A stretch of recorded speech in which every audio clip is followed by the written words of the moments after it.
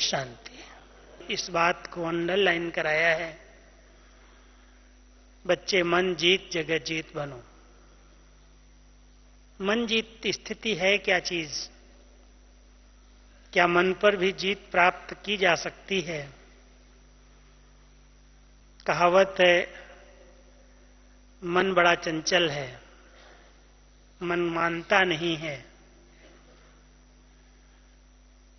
जो आत्मा का साथी है, जिसको बाबा ने कहा कि आत्मा का साथी है, मेरा है, वो मेरा ही कहना नहीं मानता। उसको हम आर्डर प्रमाण कैसे चलाएं? क्योंकि मन और कर्मेंद्रियों की बहुत गहरी दोस्ती है। कर्म इंद्रियों के अधीन होकर के मन काम कर रहा है और मन के अधीन होकर कर्मेंद्रियां चल रही हैं।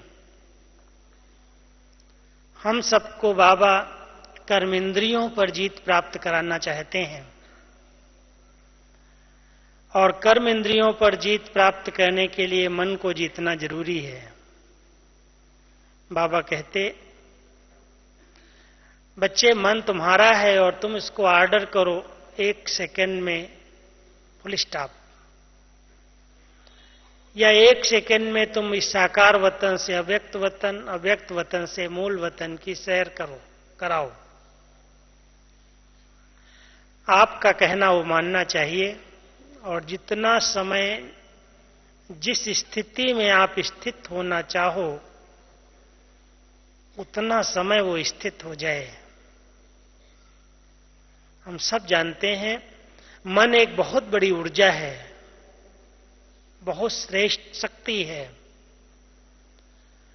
और यदि इस शक्ति पर हमारा नियंत्रण हो जाए तो संकल्प सिद्ध होने लगेंगे। हम सभी आत्माएं सिद्धि स्वरूप आत्माएं बन जाएंगी। लेकिन अभी तक की सबसे बड़ी कंप्लेन क्या है? बहुत व्यर्थ संकल्प चलते हैं। मन कंट्रोल में नहीं रहता। कई बार योग में 1-1 घंटा बैठते हैं, 5 मिनट भी अच्छे अनुभव करने नहीं देता। कहीं न कहीं इधर उधर भटक जाता है। इसलिए बाबा ने एक बहुत अच्छा शब्द दिया था कि बच्चे मन जीत के पहले माया जीत बनो। मन माया के अंदर ही भटक रहा है और माया की जाल बहुत विस्तार की है। आप सब जानते हैं, बाबा कहता है, जब मैं इस सृष्टि पर सतयुग बनाने के लिए आता हूं तो माया अपना एक नया स्वर्ग आप बच्चों के आगे रख देती है। कलयुग के अंदर माया का इतना बड़ा पॉम्प है जो कई चीजें ऐसे दिखाई देती हैं जैसे सतयुग जैसी हैं। साइंस के साधनों के माध्यम से हम सब माया के पॉम्प को और नजदीक से देख रहे हैं। लेकिन ब्राह्मण जीवन में एक चक्रव्यूह मैं आपको सुनाना चाहता हूं। कहते हैं चक्रव्यूह को पार करने के लिए 7 द्वार थे और उस चक्रव्यूह से अभिमन्यु भी निकल नहीं पाया, जो अर्जुन का बेटा था, क्योंकि उसने 6 द्वार को पार करने की कहानी अपने मां के पेट में सुनी थी। 7वें द्वार को कैसे पार करना उसे मालूम नहीं था, इसलिए फंस गया और मारा गया। हम सब भी माया के चक्रव्यूह को जानते हैं और बाबा ने बहुत विस्तार से मुरलियों में सुनाया है। मैं आपके आगे उस चक्रव्यूह का थोड़ा सा वृत्तांत रखूंगा, क्योंकि मन उसी में उलझता है और अगर उस चक्रव्यूह पर विजय हो गई, उससे निकल आए बाहर, तो मन जीत बन जाएंगे, मन पर नियंत्रण हो जाएगा। कैसे निकलें उसकी बहुत सी विधियां हैं, लेकिन पहले सूक्ष्म जाल या चक्रव्यूह क्या है आप सब देखते हैं, हम सब जानते हैं। इस देह भान में रहते रहते आत्मा इस देह और देह के बंधनों में बहुत फंसी हुई है। पहले चक्रव्यूह से निकलना ही मेहनत का काम है और बाबा ने आदि से अंत तक अभी तक भी एक ही पाठ पढ़ाया है, बच्चे अपने आप को आत्मा निश्चय करो, मुझे याद करो। चक्रव्यूह पहला है, किसी न किसी देह और देह के संबंध में देहधारी की याद, उसके नाम और रूप में बुद्धि कहीं न कहीं फंसती है, अटक जाती है, लटक जाती है। कोई कोई आत्माएं अपना प्रभाव डाल देती हैं और उस प्रभाव के कारण आत्मा उनके अधीन हो जाती है। याद करने बाबा को बैठती और याद वो आत्मा आती है, देहधारी याद आते हैं। इसलिए सबसे पहले हमें इस चक्रव्यूह से निकलना होगा। देह के बंधनों से, देह के नाम रूप से बुद्धि न्यारी हो जाए, उसके लिए अभ्यास करना होगा। फिर दूसरा चक्रव्यूह में दूसरी जाल आती है आजकल, मान अपमान, पद और पोजीशन, नाम मान शान, पद और पोजीशन। कोई थोड़ा सा भी कोई कार्य करते हैं, तन से, मन से, धन से, कोई भी प्रकार की सेवाएं करते हैं, उसकी रिटर्न कोई न कोई अभिलाषा होती है, कुछ न कुछ चाहना रहती है। भले कहते हैं मेरा तो निस्वार्थ सेवा है, मेरे अंदर कोई इच्छा नहीं है, लेकिन यदि वो सेवा करने वाले को, सेवाधारी को कोई न पूछे, न बात करे, तो उसका उमंग उत्साह कम हो जाता है, उसकी खुशी गायब हो जाती है। कोई न कोई प्रशंसक चाहिए हर एक को, और थोड़ी सी भी प्रशंसा, थोड़ा भी महिमा कर दी जाती है तो उसकी खुशी का पारा चढ़ जाता है। एक बहुत सूक्ष्म जाल है, इसको आप सब देखना। एक बार बाबा ने बड़ी गुह्यता से मुरली चलाई थी कि बच्चे, आपके सामने दो प्रकार के व्यक्ति आते हैं। एक आपकी थोड़ी सी महिमा करता है, आपने बहुत अच्छा क्लास कराया, आपने बहुत अच्छी बात सुनाई, आप बहुत अच्छे हैं, आपकी दृष्टि बहुत अच्छी है, आप योग बहुत अच्छा कराते हैं, आपकी प्रशंसा की है। और दूसरे ने आपके लिए कुछ एक सामने या दूर से कटाक्ष के शब्द बोल दिए, क्या क्लास कराते हैं। दोनों के प्रति आपका दृष्टिकोण क्या होगा? एक महिमा किया, उसके प्रति दृष्टिकोण क्या होगा? एक ने थोड़ा सा आपके लिए कुछ गलत बोल दिया या कटाक्ष के शब्द बोल दिए, उसके प्रति आपका दृष्टिकोण क्या होगा? यदि आत्मा इस पेपर को, इस बात को समझ करके पार कर ले, पास हो जाए, तो माया के इस चक्रव्यूह से बच सकती है। न महिमा और प्रशंसा में उसकी तरफ झुकाव हो जाए कि इसने बहुत अच्छा भाई है, ये बहुत अच्छी बहन है, इसने मेरे भाव को समझा। और अगर कोई ऐसा भी है तो कटाक्ष वाले के प्रति भी हमारे दृष्टिकोण में परिवर्तन ना आए, ठीक है, और सुधार लेंगे और आगे बढ़ जाएंगे। इसलिए कहा जाता है निंदक नियरे राखिए। कोई निंदा करने वाला है तो नजदीक रहना चाहिए। और दोस्तों के लिए क्या कहा जाता है? भगवान तो मुझे दोस्तों से बचाना, दुश्मनों से मैं निपट लूंगा। सुना है ना ये? अगर हम सभी के सामने कोई न कोई एक आधा कोई ऐसा निंदक या ग्लानि करने वाला या कटाक्ष करने वाला होता है तो अपने ऊपर बहुत ध्यान रहता है, अपने ऊपर अटेंशन जाता है कि नहीं, हमें ये नहीं करना चाहिए, कोई देख रहा है, कोई सुन रहा है, कुछ कह देगा। वो हमारे लिए मित्र है क्योंकि वो हमें आगे बढ़ा रहा है। तो हमारे दृष्टिकोण में मान या अपमान, निंदा या स्तुति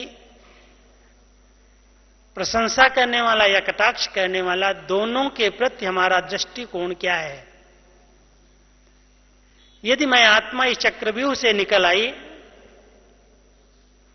तो सदा एक रस स्थिति में रह सकती हूं, और नहीं तो ये माया का चक्र हमारी खुशी को छीन लेता है, हमारे उमंग उत्साह को कम कर देता है। तीसरा एक चक्र वर्तमान समय बहुत प्रत्यक्ष रूप में दिखाई देता है, धन और साधन। धन वैसे आवश्यक है और होना चाहिए, जरूरी भी है। सतयुग के अंदर सब धन धान्य संपन्न है, लेकिन कलयुग के अंदर वो धन माया का रूप बन गया है। इसलिए सन्यासियों ने शायद कहा है धन ही माया है, संपत्ति ही माया है। और इस संपत्ति रूपी माया के पीछे इतनी भाग दौड़ है जो संबंध बिगड़ जाते हैं, और कई बार देखा यह जाता है चरित्र पर भी दाग आ जाते हैं। आप सभी इस बात को समझ रहे होंगे, धन कैसे माया है इस समय, उसके पीछे कितना आत्माएं भटकती हैं, और अगर धन आ जाता है तो कैसे उसका दुरुपयोग करती हैं। सदुपयोग नहीं, अच्छे काम में लगे, बाबा की सेवा में लगे, भाग्य बने, उसकी बजाय अगर आज जो बाबा ने कहा कि अगर कोई को भी एक पाई भी व्यर्थ की तो उसका बहुत बड़ा पाप, बहुत बड़ा बोझ चढ़ जाता है। साधन तो हम सब देख ही रहे हैं, साइंस अपना रूप दिखा रही है, बहुत नए नए अच्छे अच्छे साधन उपलब्ध करा रही है। 3 साधन आप सभी विचार करना, कितना नुकसान कर रहे हैं और कितने फायदे हो रहे हैं बहुत अच्छे। एक सबसे अच्छा साधन मोबाइल है ना, सबके हाथ में है, घर घर में है और सबके हाथ में। आजकल नौकर भी है ना, झाड़ू लगाने वाले, उनके हाथ में भी मोबाइल होता है, जहां चाहिए वहां बात कर लेते हैं। कम्युनिकेशन का बहुत अच्छा साधन है, मुट्ठी में दुनिया आ गई, लेकिन कितने नुकसान हो रहे हैं वो आप सब जानना और देखना। छोटी सी बात भी समा नहीं पाते हैं और फौरन आउट हो जाती है, संबंध बिगड़ जाते हैं, एक दूसरे के प्रति नफरत की भावनाएं पैदा हो जाती हैं। कितना टाइम और कितनी एनर्जी, कितनी मनी वेस्ट होती है। साधन अच्छा है, सेवा का साधन है, और बाबा कहता है इस साधन का लाभ भी लो, लेकिन लाभ लेते लेते कई बार ये बहुत नुकसान करता है। प्राइवेट बातें शुरू हो जाती हैं और उसमें बहुत सी व्यर्थ इधर उधर की, अंदर की जो दिल के अंदर होती है वो बाहर फोन के द्वारा इधर उधर फैल जाती है। इसलिए ब्राह्मण आत्माओं को इस माया जाल से बचना चाहिए। साधन है अच्छा। दूसरा एक इंटरनेट की बहुत अच्छी माया है। अगर इंटरेस्ट आ गया इंटरनेट का, साधन अच्छा है, बहुत जल्दी मुरली पहुंच जाती है। वेबसाइट खोली और तुरंत मुरली मिल गई हाथ में, सुख का साधन है, उन्नति का साधन है। लेकिन अगर गलत साइट पर चले गए तो सारी माया और सारी नींद बेकार हो जाएगी। पूरी पूरी रात उसके पीछे अपना टाइम वेस्ट, अपनी एनर्जी वेस्ट। इसलिए बहुत संभाल करके यूज करना है। साधन यूज किया जाए, शायद मुझे बाबा ने इतना ही सिखाया है कि जितना काम आता है, इसके आगे मुझे कुछ चलाना ही नहीं आता है। इसलिए मैं आपको कह रहा हूं कि ये 3 साधन, एक टीबी की बीमारी पैदा कर रहा है। भोजन भी कर रहे होंगे, टीबी का स्विच ऑन कर देंगे, कहेंगे हम तो न्यूज देख रहे हैं, लेकिन कितनी सारी गंदगी, कितनी सारी अश्लीलताएं, कितना सारा मन को व्यर्थ भोजन टीवी के माध्यम से मिलता है। तो इन तीनों चीजों पर अगर ब्राह्मण आत्मा इस साधनों पर ध्यान नहीं है तो ये मन को कभी जीत नहीं सकते हैं।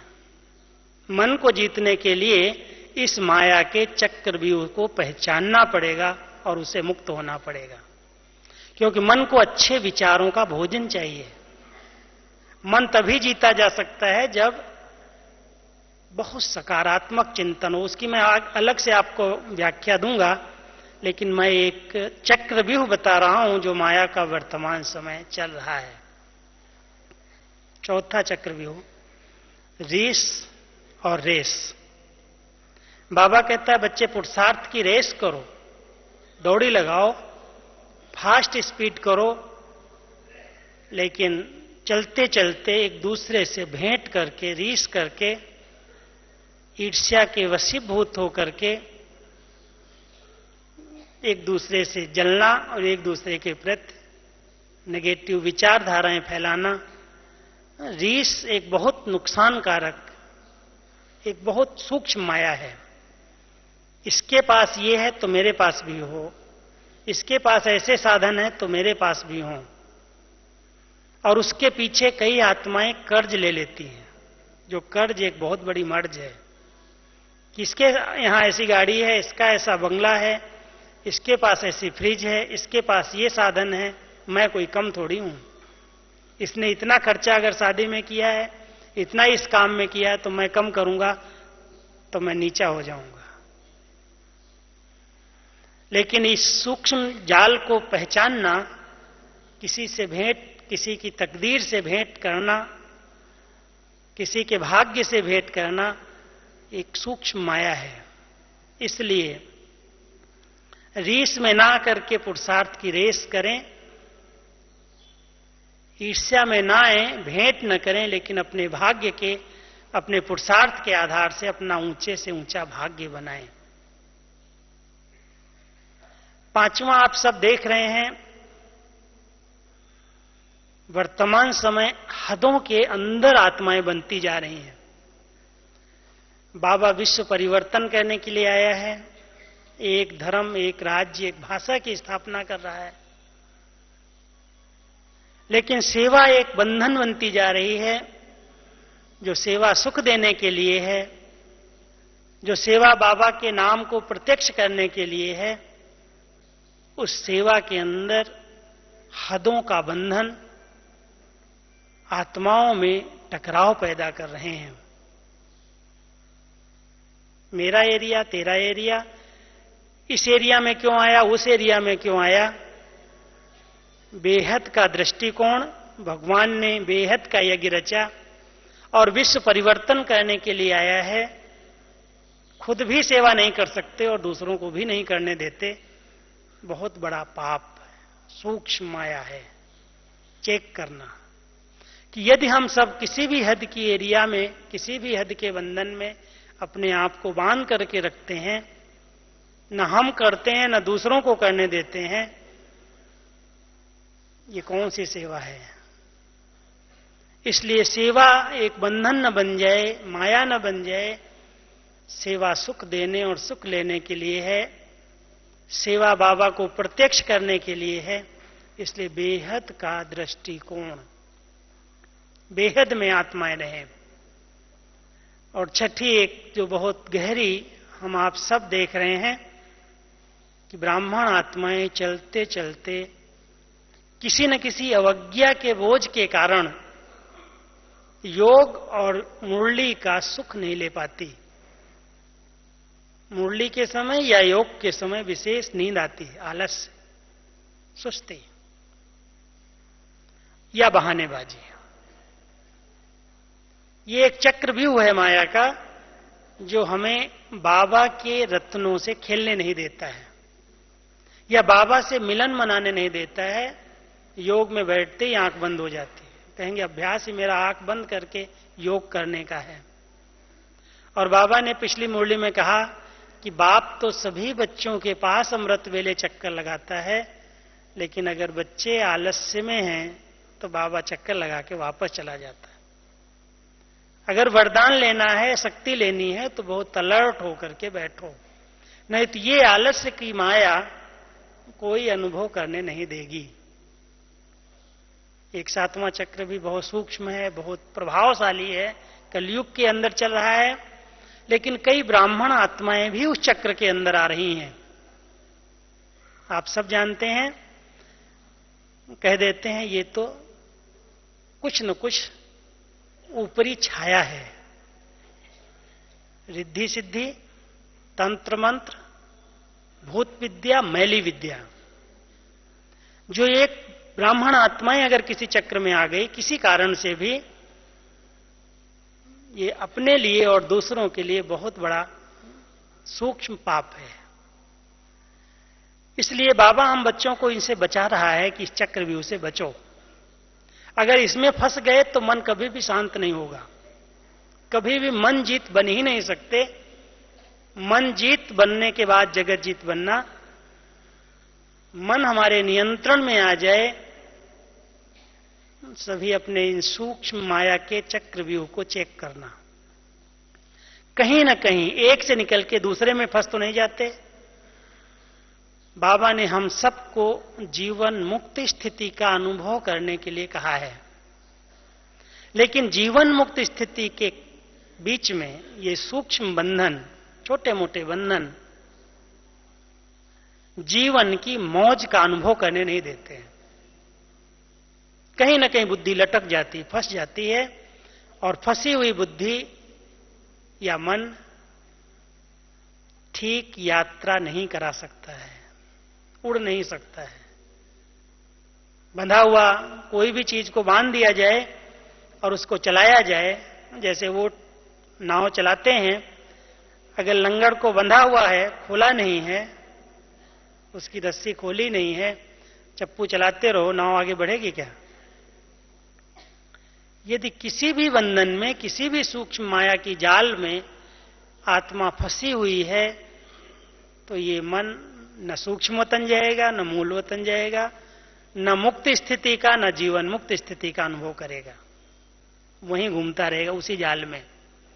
और इसकी एक नेचुरल आदत है, ये संकल्प ही सारे कल्प का आधार है।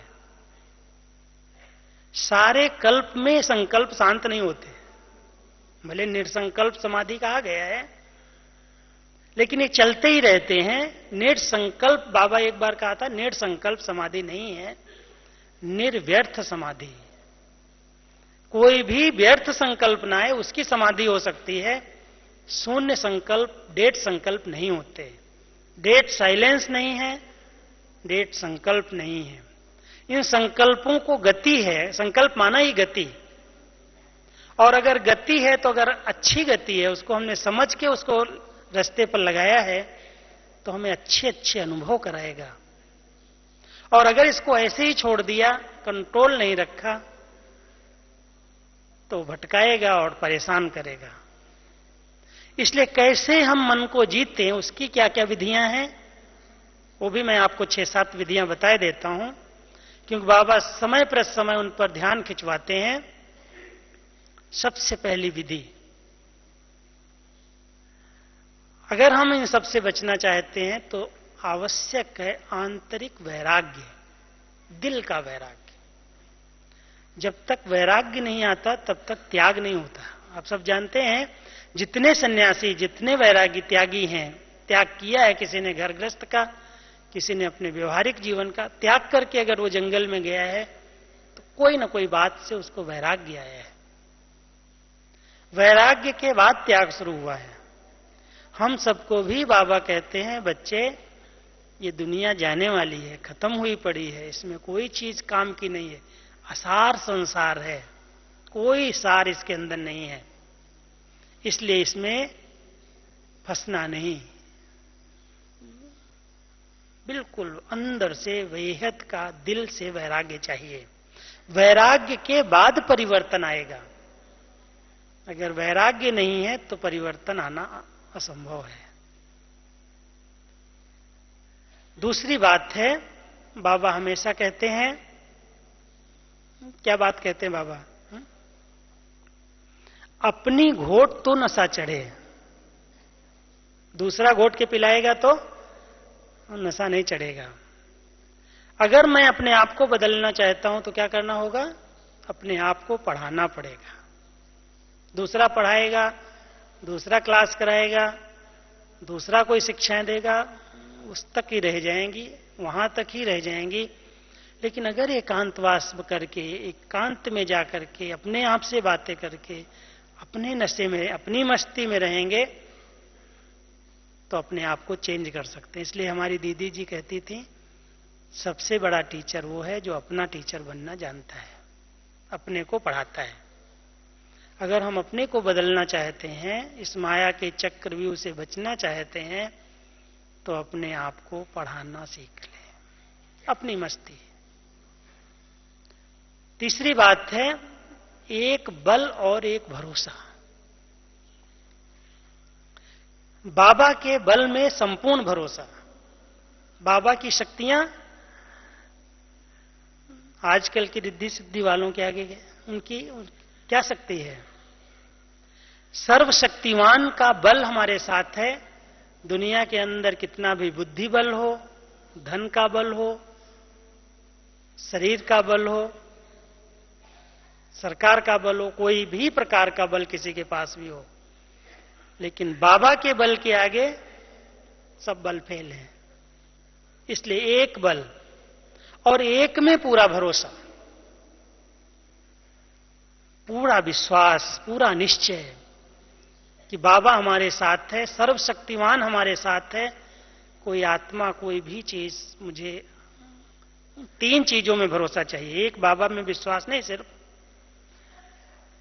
अपने भाग्य में विश्वास। बहुत भाग्यवान मैं आत्मा हूं, भगवान ने मुझे चुना है, भगवान की मेरे ऊपर दृष्टि पड़ी है। फिर भगवान में विश्वास, भाग्य, भावी और भगवान। ये भावी जो है, बनी हुई निश्चित भावी ड्रामा की, ये बहुत कल्याणकारी है। संगम युग का समय बहुत कल्याणकारी है और बाबा मेरा बहुत कल्याणकारी है। अगर इस प्रकार की भावी को हम समझ करके चल रहे हैं तो भाग्य हमारा साथ देता है। भरोसा हो अपने भाग्य पर, इस बने बनाए भावी पर और भगवान पर। अगर ये भरोसा है और एक का बल हमने लिया है तो सहज माया जीत बन सकते हैं, मन पर जीत प्राप्त कर सकते हैं। साथ साथ सर्व प्राप्तियों से संपन्न और संतुष्ट स्थिति चाहिए। कभी आप एकांत में बैठ करके अपने से पूछना, जब से मैं बाबा का बना हूं मुझे कितनी प्राप्तियां हुई हैं, क्या क्या मिला है, क्या क्या बाबा ने हमें दिया है। अगर सचमुच दिल से अपने आप से बातें करेंगे तो अंदर जाकर के देखने से पता चलता है कि बाबा ने हमारी कितनी श्रेष्ठ जीवन बना दी, एक नई जीवन दी, अपना बनाया। धंधों से, दुनिया से, इधर उधर के लफड़ों से, पर चिंतन, पर दर्शन से, बाहर के खान पान से, व्यर्थ खर्चे से, फजूल लेन देन से, सब बातों से बचाया है। संगम युग पर बाबा ने मुझे सब कुछ प्राप्त कराया है। दूसरों की प्राप्तियों से भेंट करने की बजाय इस जीवन में मुझे जो प्राप्तियां हुई हैं, यदि मैं उसका अंदर से चिंतन करूं, सर्व प्राप्तियों से संपन्न और संतुष्ट आत्मा बन करके रहूं, अपने भाग्य के गुणगान करता रहूं, तो ये सर्व प्राप्तियों से संपन्न आत्मा की आंख कहीं भी नहीं डूबती, किसी में भी नहीं डूबती। कोई के पास कितना भी क्यों ना हो, सब साधन सुविधाएं हो, मेरी बुद्धि कहीं नहीं जाएगी, क्योंकि बाबा ने मुझे जो दिया है वो कोई को नहीं दिया है। सुख, शांति, आनंद, प्रेम का जो खजाना मुझे मिला है, ज्ञान, गुण, शक्तियों का खजाना जो मुझे बाबा से मिला है, कभी चिंतन करके देखो कितना मिला है, अथाह। और उस अथाह चिंतन का अगर हम सब सुख लेते हैं, प्राप्ति संपन्न होकर के रहते हैं, तो सहज ही मन पर जीत हो जाती है, माया पर जीत हो जाती है। और जितना समय मिले और जब समय मिले, एक अभ्यास कभी नहीं छोड़ना, वो है मैं आत्मा हूं, मैं आत्मा हूं, मैं आत्मा, इस शरीर से भिन्न, अलग हूं। जितना जिसने इस देही अभिमानी स्थिति में रहने का अभ्यास कर लिया, उस सहज ही कर्म इंद्रियों पर विजय प्राप्त कर लेगा, विजयी बन जाएगा, विक्रमाजीत बन जाएगा। इसलिए बाबा ने हम सबको आदि सो अंत यही मंत्र दिया है, अपने आप को आत्मा निश्चय करके मुझे याद करो। बच्चे अपने आप को पहचानो, अपने स्वरूप में स्थित हो जाओ। जो आज दादी कह रही थी, स्वराज्य अधिकारी स्थिति में रहो। विश्व का राज्य मिलेगा या नहीं मिलेगा, उसकी पहचान अभी से कर सकते हो। कितना समय मैं आत्मा स्वराज्य अधिकारी बन करके रहती हूं, कितना स्वराज्य अधिकारी हूं, कितना स्वतंत्र हूं, कितना सम्मान में रहता हूं, कितना संतुष्ट हूं। अगर ये अपने आप से हम बात करते हैं, अपना चिंतन करते हैं, तो आत्मिक स्थिति में स्थित रहने से स्वराज्य अधिकारी भी बन जाते हैं, स्वतंत्र भी बन जाते हैं, स्वमान की भी स्मृति आ जाती है, अभिमान और अपमान के चक्र से मुक्त हो सकते हैं। नहीं तो बहुत जल्दी अपमान की फीलिंग और बहुत जल्दी अभिमान आ जाता है। यही दो बीमारियां हैं। या तो अभिमान आता है कि मेरे जैसा कोई नहीं, और या तो कोई अपमान कर देता है तो मेरे जैसा भी कोई नहीं, निराश। शायद मैं ही है, मेरा भाग्य ही ऐसा है, मेरा ही पार्ट ऐसा है, मैं कोई काम का नहीं हूं। इसलिए निराशा और अभिमान या अपमान से निराशा आती है और मैंपन से अभिमान आ जाता है। दोनों से मुक्त होने के लिए बाबा ने हम सबको बहुत ऊंचे सम्मान की सीट दी है। बच्चे सदा अपने सम्मान की सीट पर रहो, अपने आप से बातें करो। बाबा ने जो इतना पढ़ाया है, इतना दिया है, उसका चिंतन करो, और चिंतन करते करते सकारात्मक चिंतन करने की कला सीख लो। आप हमको बाबा, सबको बाबा ने बता दिया है। बच्चे, हर क्षेत्र में अति होनी है, नेगेटिविटी में हर क्षेत्र में अति होगी। अगर हमारे को नेगेटिव को पॉजिटिव में चेंज करना नहीं आता, अगर मैं हर नेगेटिव दृश्य में क्यों, क्या, कैसे के प्रश्न उठाता हूं, यज्ञ में भी ये दिखाई देता ऐसा क्यों हुआ, नहीं होना चाहिए, ये तो बाबा ने मना किया है, फिर भी हो रहा है। नेगेटिव देखने का दृष्टिकोण बन गया तो मन शांत रह सकता है, मन जीत बन सकते हैं। हर बात में कल्याण है, कुछ न कुछ उसको चेंज करके, इस बात में भी कुछ भला है, इसमें भी कुछ उन्नति है। इसलिए मुझ आत्मा को कभी भी नेगेटिव, नकारात्मक चिंतन नहीं करना है, उसको चेंज करो सकारात्मक। और जो सकारात्मक चिंतन करता है, नेगेटिव को पॉजिटिव में चेंज करना जानता है, उसका उमंग और उत्साह कभी कम नहीं होता। निरंतर हमारा उमंग उत्साह बना रहे, कायम रहे। इसलिए कोई भी दृश्य देखते हो बहुत गलत दिखाई देता है, मान लो आपको लगता है ये क्यों हो रहा है, ऐसा नहीं होना चाहिए, वर्णन और चिंतन करने की बजाय, क्योंकि वर्णन चिंतन से क्या नुकसान होता है जानते हो आप सभी। जो भी वायुमंडल भारी होता है, जो भी वायुमंडल खराब होता है, वातावरण बिगड़ता है, उसका कारण है वर्णन और चिंतन। कोई बात हो गई, फुल स्टॉप लगा दी, मान लो आपने फुल स्टॉप लगाई और समाप्त हो गई। और अगर एक के कान में आपने वो बात दे दी, वो कान से दूसरे कान तक गई, दूसरे से तीसरे तक गई, 10 तक अगर वो बात फैल गई तो वही वातावरण बन जाएगा। और अगर वातावरण नेगेटिव बना दिया तो एक बोझ चढ़ जाएगा, और बोझ वाली आत्मा कभी भी मन जीत नहीं बन सकती है, मन पर विजय नहीं हो सकती। चलता रहेगा, चलता रहेगा, क्यों, क्या, कैसे, अनेक व्यर्थ प्रश्नों की जाल बन जाएगी और उसी में उलझे रहेंगे, योग नहीं लगेगा। इसलिए जो हो रहा होने दो।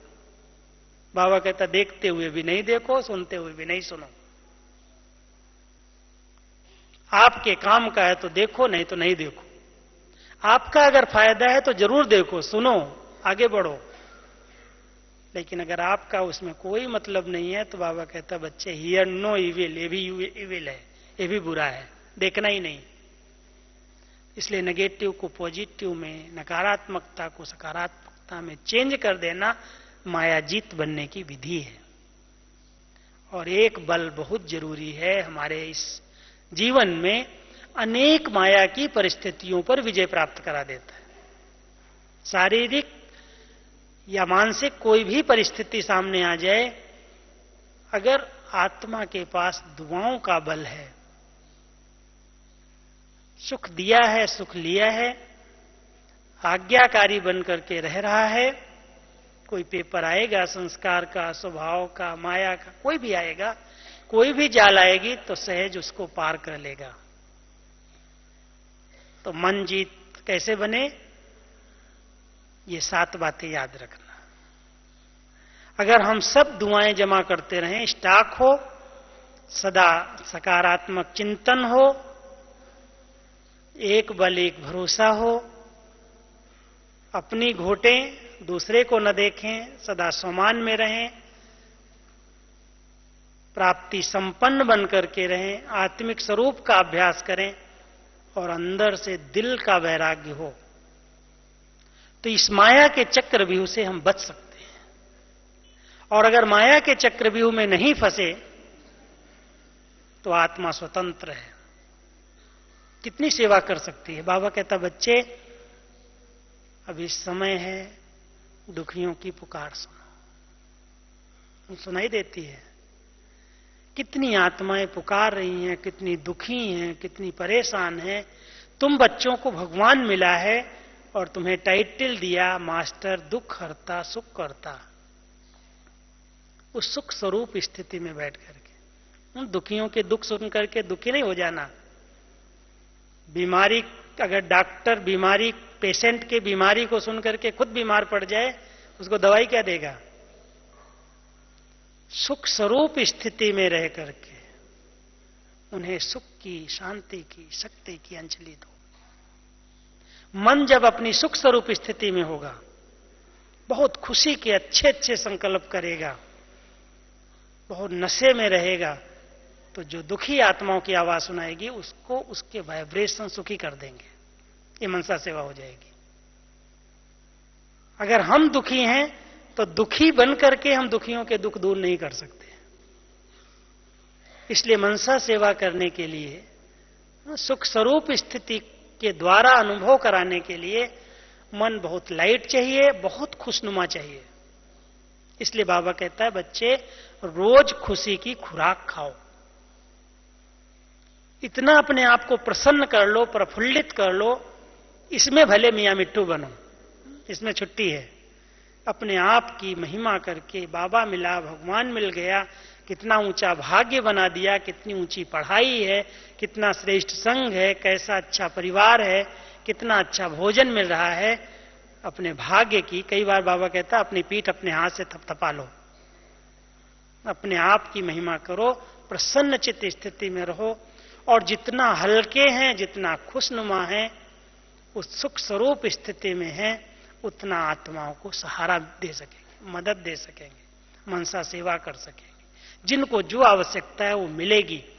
लेकिन मैं ही उलझा हुआ हूं, मैं ही किसी चक्रव्यूह के अंदर फंसा हुआ हूं, मुझे ही कुछ चाहिए चाहिए कि चाहनाएं लगी हुई हैं, मेरी इच्छाएं पूरी नहीं हो रही हैं, मैं ही कहीं ना कहीं किसी के चक्र में प्रभावित हूं या नफरत कर रहा हूं, किसी के प्रति बहुत शुभ भावनाएं हैं और किसी के प्रति एकदम घृणा है, ये तो अच्छा ही नहीं है।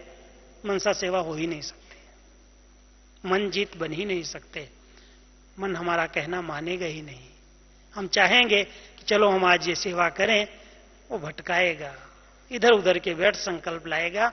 इसलिए इसको एक तो जब एकांत में बैठते हो पहले देखो, देख सकते हो ना किधर जाता है तू। हम बैठे यहां आए, जा कहां रहा है तू। बहुत एकांत में उसकी तरफ नजर दौड़ाओ, जाता किधर, क्या चाहिए इसको। और जब देखते जाएंगे तो अपने आप में कंट्रोल आ जाएगा। और जब कंट्रोल आ जाएगा तो उसको मोड़ करके फिर बाबा की तरफ लगा दो। चिंतन की धारा को बदल दो तो जीवन बदल जाएगा। यही चिंतन की धारा, यही संकल्प शक्ति को मोड़ना, कंट्रोलिंग पावर आ जाए, कंट्रोल कर लो, व्यर्थ न जाने दो, उसको अच्छे अच्छे समर्थ संकल्प दे करके, खुशी के संकल्प, अच्छे संकल्प दे करके अपनी अच्छी स्थिति बना लो। देखो आपको कितने अच्छे अच्छे अनुभव होने लगेंगे। जितने अच्छे संकल्प अमृत वेले से लेकर करेंगे, खुशी के संकल्प, नशे के संकल्प, उमंग के संकल्प, भगवान से मिलने के संकल्प, प्रफुल्लित होकर के रहेंगे, तो आपके संकल्प बाबा को एकदम ऐसे खींचेंगे और बहुत अच्छे अच्छे अनुभव भगवान के मिलने के हो सकेंगे। तो अभी से प्रैक्टिस करना है, बहुत खुशी में रहना, और मन को बहुत कंट्रोल में बाबा के साथ जोड़ करके रखेंगे। कहीं भी न जाए, कुछ भी होने दो, कुछ भी हो जाए, बड़े से बड़ी बात भी हो जाए, कुछ कोई बोल के भी चला जाए, तो भी आपका मन बहुत खुशनुमा, स्थिर, अचल, अडोल, एकरस है। तो बहुत अच्छे अच्छे अनुभव बाबा से होंगे। और ये मन जीत हो गया, अगर मन पर हमारी जीत हो गई तो बाबा कहता है जैसा सोचोगे वैसा बनोगे। मन जीत जगत जीत, जगत पर राज्य हो जाएगा। तो हम सब जैसा सोचेंगे वैसा बनेंगे। इसलिए सोचने पर, मन पर बहुत कंट्रोल है।